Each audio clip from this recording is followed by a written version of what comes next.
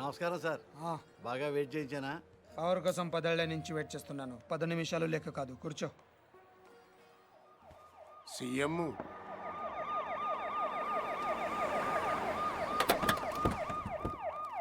ఈసారి కూడా ఈయనే వస్తాడంటున్నారు.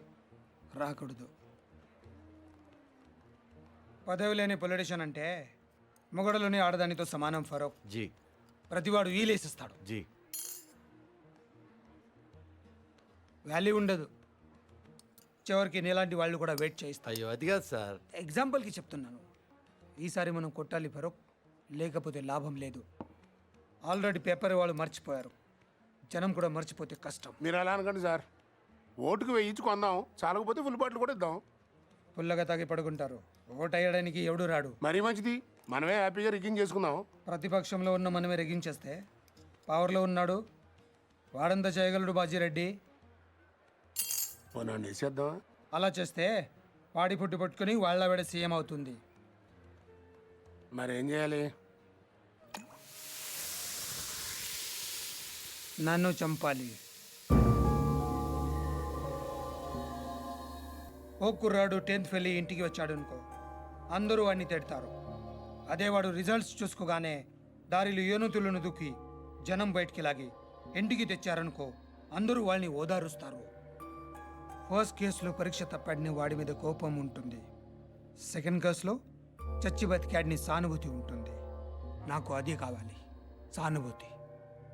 అందుకే నా మీద హత్యా ప్రయత్నం జరగాలి, కానీ నేను బతకాలి. ఫరూక్, రేపు 10వ తారీఖున మన పార్టీ ఎన్నికల ప్రచారం ప్రారంభమవుతుంది. అదే రోజున నా మీద అటెంప్ట్ జరగాలి. నన్ను హాస్పిటల్లో జాయిన్ చేస్తారు. టీవీ వాళ్ళు కవర్ చేస్తారు. అది చూసి నా అభిమానులు ఓ 2-3 కిరోసిన్తో కాల్చుకుని చేస్తారు. మిగతా ప్రచారం అంతా హాస్పిటల్ నుంచే చేస్తాను. స్ట్రెచర్ మీద పట్టుకొని ఇంటర్వ్యూ ఇస్తాను. వీల్ చైర్లో వెళ్ళి ఓటేస్తాను. బ్రహ్మాండంగా ఉందన్న. Wheel chair to CM chair. దీనికి బాగా ఖర్చు అవుతుంది సార్. ఎందుకు? చంపాలంటే 1116 కూడా చేసేవాళ్ళు ఉన్నారు. బీహార్ నుంచి వస్తారు, చంపేళ్ళిపోతారు. కానీ మీరు బతకాలంటే మాత్రం ప్రొఫెషనల్ కావాలి సార్. ఎంత ఖర్చైనా పర్లేదు, అలాంటి వాళ్ళని తెప్పించు. ఎక్కడి నుంచో తెప్పించక్కర్లేదు సార్, ఇక్కడే ఉన్నాడు. అవునన్నా, హైదరాబాద్ బాగా డెవలప్ అయింది. ఏం కావాలన్నా ఇక్కడే దొరుకుతుంది. ఇంతకి ఎవడాడు?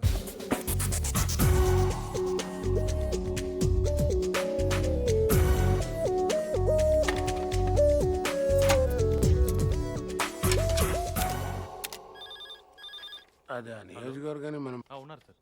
సార్ ఫోన్ హ్మ్? మీకే సార్. హలో, ఎవరు? ఫరూక్ మీతో మాట్లాడమని చెప్పాడు. ఒక నిమిషం చూడు. హలో, నేను బాజిరెడ్డిని చెప్పమ్మా. ఫోన్ శివారెడ్డికి ఇవ్వండి. నాకు చెప్తే శివారెడ్డి చెప్పినట్టే. మిమ్మల్ని కాలిస్తే ఆయన కాల్చినట్టేనా? జోకులు బాగా వేస్తావే. గన్ను కూడా బాగా కాలుస్తాను. మనకు కావాల్సింది కూడా అదేలేమ్మా. ఫరూక్ అంతా చెప్పుంటాడు కదా, మర్డర్ జరగాలి కానీ మనిషి మాత్రం మిగలాలి. 1.5 అవుద్ది. ఎంత? 1.5. బాగా ఎక్కువ కదా. పొలిటికల్ కన్సెషన్ ఏం లేదా అమ్మా? పోనీ గిఫ్ట్ కింద మిమ్మల్ని ఫ్రీగా కాల్చిన. అంత గిఫ్ట్ మనకు వద్దులే కానమ్మా. ముందు 75, పని అయ్యాక 75, ఓకేనా? పని అయ్యాక నేను దొరికిపోతే? మొత్తం తీసుకుని నువ్వు మిస్ అయిపోతే? నాకు మర్డర్ చేయటమే వచ్చు, మోసం చేయటం రాదు. ఓకేనయ్యా, ఒకేసారి ఇచ్చేస్తాను.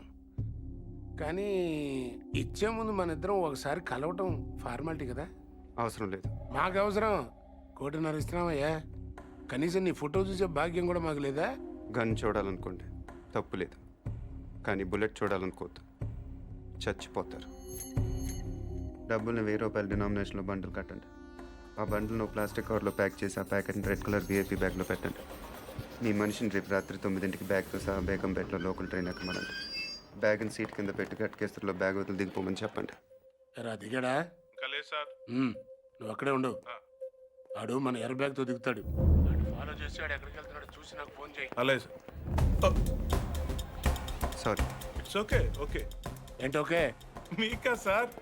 ఆడికి చెప్పాను. వాడిని చూసావా? వీడు ఆడుగా సార్, వేరేవాడు. వీడు వాడు కాకుండా వేరే వాడు అయినప్పుడు వాడు ఇంకెవడో అయి ఉంటాడు కదా సార్. ఒరేయ్, ఆ బ్రెయిన్ నా కొడక 1-2 కాతరా 1.5 లెక్కటానికి ఒక రోజు అట్టింది. సార్ సార్ ట్రైన్ కదిలింది. అట్టగా చూస్తా ఉండు, తర్రని వెళ్ళిపోద్ది. అవును సార్. ఎక్కి చావు. సార్ బ్యాగ్ ఉందా? ఉంది సార్, కానీ డబ్బులు లేవు సార్. ఆ? సార్ అది ఎవడో నా వెనకాల కూర్చున్నట్టున్నాను సార్. వెనక కూర్చుంటే మనం చూడలేం కదా సార్. నా కొడుకు డబ్బులు తప్పేశాడు సార్.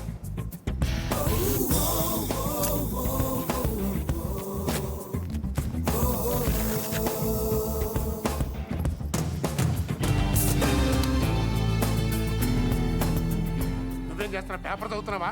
మీకెలా తెలుసు సార్? ఇందులో తెలియడానికి ఉంది, పైన చదువుతున్నావు, కింద కోసుకెళ్ళిపోయాడు. మరి ఇప్పుడు నన్ను ఏం చేయమంటారు సార్? రిటర్న్ ట్రైన్ ఎక్కి మిగిలిన పేపర్ చదువుకుంటూ వచ్చాయి. సార్ ఇంకా ఏంట్రా? బ్యాగ్ బాగా చిరిగిపోయింది సార్. నువ్వేం టెన్షన్ పడకు నాన్న, జాగ్రత్తగా తీసుకొచ్చాయి, కలిసి కొట్టించుకుందాం.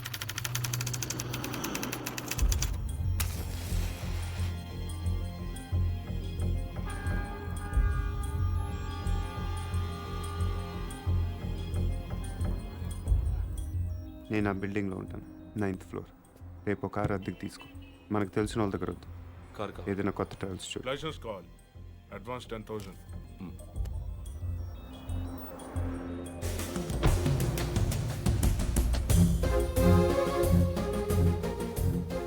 ఎల్లుండి మార్నింగ్ 10:30కి మీటింగ్ స్టార్ట్ అవుతుంది. నువ్వు ఆ బిల్డింగ్ పక్కనే ఉన్న రోడ్లో వెయిట్ చేయి.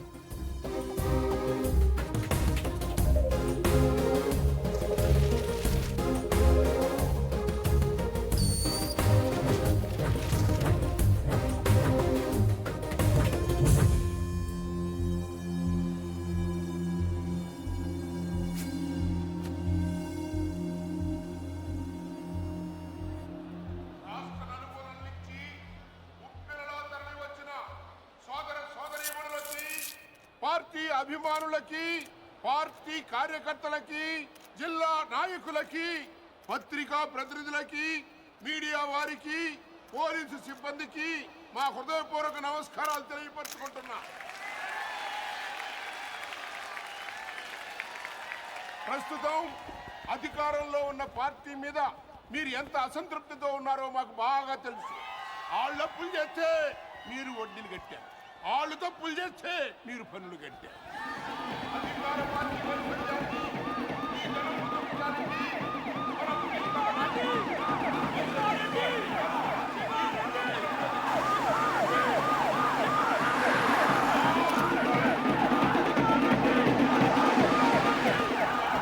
మళ్ళీ శివారెడ్డి గారు ఈ వేదిక మించి సంఖమూతున్నారని మీ అందరికీ మనవి చేస్తున్నాను.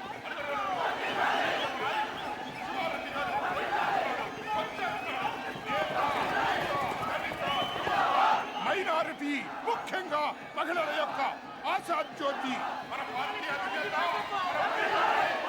మన అన్న మంత్రి శివారెడ్డి గారు.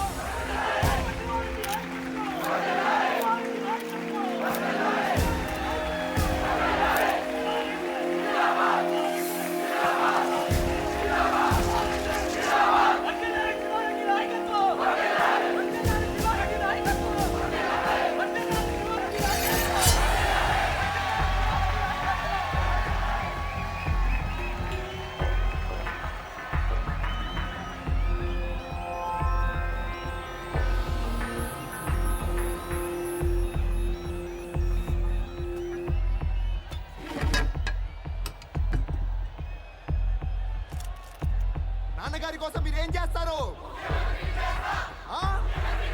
గట్టిగా అసెంబ్లీకి నిలబడాలి. ఇప్పుడు నాన్నగారి గురించి ఏం చేస్తారో చెప్తారు.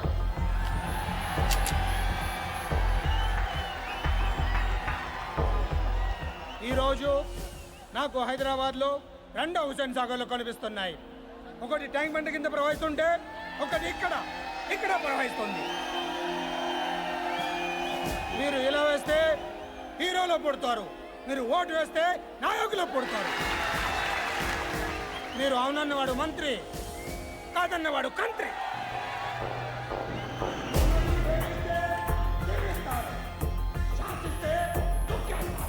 మీ పేరు జనం, అసలు పేరు ప్రభంజనం. అలాంటి మీరు ఇంతమంది తమ్ముళ్ళు, చెల్లెళ్ళు, అభిమానులు మీరందరూ నాకు తోడుగా ఉండగా నన్నెవరు చేయలేరు. ఈ ఆఫీస్లో ఉన్నంత వరకు నన్నెవరు ఏం చేయలేరు. నన్నెవరు ఏం చేయలేరు.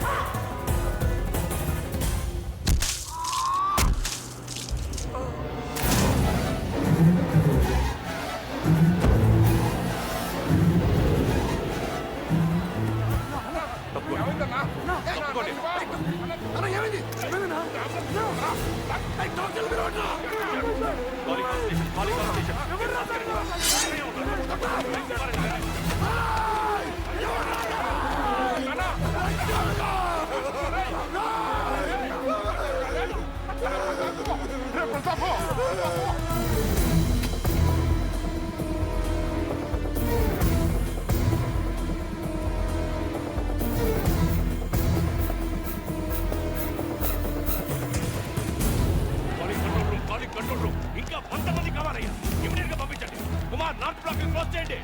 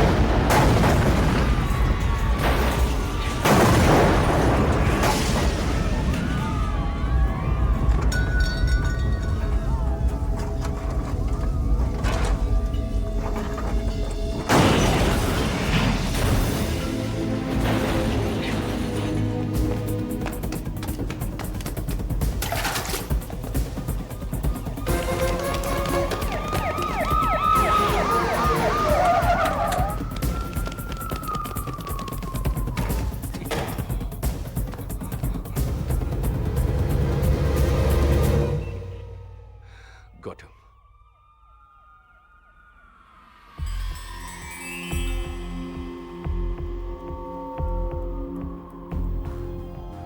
బిల్డింగ్ కింద 200 మంది పోలీసులు ఉన్నారు. వెనకాల గ్రౌండ్లో 1,00,000 మంది జనం ఉన్నారు. నీకు ఇప్పుడు 2 ఆప్షన్స్ ఉన్నాయి. దిగి రావాలి, లేకపోతే దూకి చావాలి.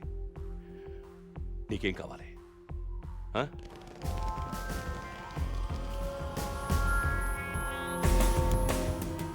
You have only 3 seconds. 1